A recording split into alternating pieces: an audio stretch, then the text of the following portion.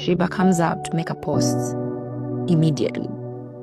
Spice Diana, you're a bad person. Eby'omuyimbi munanga ate Spice Diana kosa ne Sheba bikyagenda mu maaso okubeera nga bituredinga munanga ate okwetolola. So Spice Diana avuddeyoko mu interview munanga ate emu ensonga zaabwe kosa ate ne Sheba. So ngenda kubeera nga mbikuzanyiramuko Sheba Kalungi wali munanga ate e Japan, ngenda kubeera nga mbikutuusaako kosa ate kosa nani omulala wano bannange ngenda kubeera nga mbikutuusako ku maaso awo kakasa nti osubscribinga kosa ate n'okumpeera video like kasita obeera nga tonnaba kusubscribinga. Inno ntandise munanga ate ne Spice Diana. Spice Diana mu katambi kembadde ndaba akabadde katambula munanga ate ku mukutu ogwa TikTok. Akatambi kano abadde ali mu kunnyonnyola munanga ate ebimu ebitonotono makati ge awo we byatandikira awo kosa ate ne Sheba ebimu. Sheba comes out to make a post immediately. Spice Diana, you're a bad person. How could you? I remember the statement. It's a snake and I don't want to deal with it. Because we had all this going on and I'm like, at least she has nothing on me. That maybe the fans are creating stuff like that. She has nothing on me. So from there, I got to know there was something. So I was like, okay, now I'm dealing with her and this girl.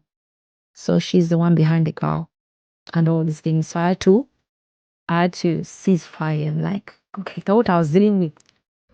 Nga boogezaako okulaba munnange nno bikyagendera ddala munanga ate viral ku social media. Sheba olina okuwa Spice Diana respect lwa kintu kimwe. Spice Diana kugamba alina omutima omubi, alina essomero ery'abaana bakateyamba side z'empigi. Abantu b'empigi mujje mu comment section, ababeera empigi side z'empigi mujje mu comment section munjulire oba nnimba. Alina essomero erirabirira abaana bakateyamba okubasomesa wamu n'okubalabirira. Atuula nabo wamu, atuula nabo mu ttaka ne bamuyiira endusu, abalema n'abasitula yabalabirira. Olina okuwa Spice Diana respect lwekyo. Ate Spice Diana ye muntu atuuka ku muntu wa wansi n'atuula naye waba ghetto youth n'atuula naye wansi n'awuliriza ki kyagamba. Ekyokubiri ayagala eggwanga lye ate alirwanirira. Kati Sheba kyenyinza okugamba kimu, kozesa omutwe gwo okusinga bw'okozesa omumwa. Toyogeranga bya kisiru nga tosoose kulowooza. Kozesa nnyo obwongo bwo n'omutwe gwo ng'omumwa teguna nga amaaso n'ebirowoozo tebinnakutuma kwogera kyakisi. So nga ate omuyimbi munanga ate Sheba Kalungi avuddeyoko munnange bw'ati mu bifaananyi bino nga bw'ogezaako okulaba ebifaananyi bya Sheba abyekubisizza wali munanga ate Japan. Ndowooza ogezaako munanga ate okulaba engeri gy'abadde anyumyemu mu kifo munanga ate ekibadde kirabika obulungi. Nkugambye nti wali munanga ate mu Japan.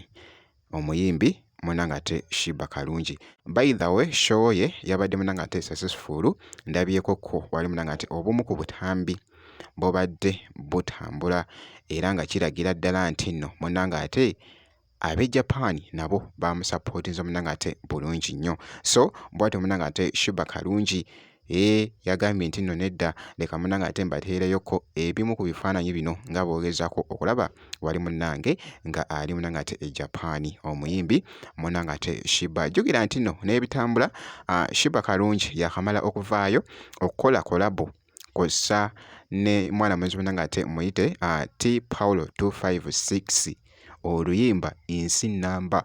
Era kasita obeera nga tonaba genda checkinga luyimba lwabwe, genda kati olucheckinge oluyimba lwa Sheba kosa ne mwana mulenzi oyo mwite munanga ate T Paulo 256 wali wonna. So nga ate Bianca ku mulundi guno asazeewo okuvisitinga munanga ate ku mukwano gwe oba mukama we mwite munanga ate Moses. Wabula bannange Bianca taggwayo sebo awulira munanga ate ensaalwa n'ebiwingi ebyo nga bwongezaako okulaba abadde n'obubaka munanga ate bw'abadde akakasa omwana mulenzi munanga ate Bianca nga bwongezaako okulaba akatambi ako. Mti abalungi nze Bianca nkomewo natera bambi nzize waneeno ku saloni naye sanze anko wange taliiwo naye bambi kyembuuza anko wiga empya ziggiwa bannaye musooke mulabe wali waggulu it's black wigi za bbulaaka zokka wali waggulu ngamba wali awasemberayo ddala obutegeera oba simanyi yazijja China simanyi naye munnaayo mpa enjala zambalamu naye saazambalamu bantu bange. You guys told me right now I'm the boy. Naye nga bambi mujje mumuwagire kwa anko wange. Mabilis complex level follow number 22 ekintu kiba kiwedde naye era ddala delicious. Munnange ate Bianca mwana mulenzi ono akyageetinga nnyo munnange ate viral okwetulula.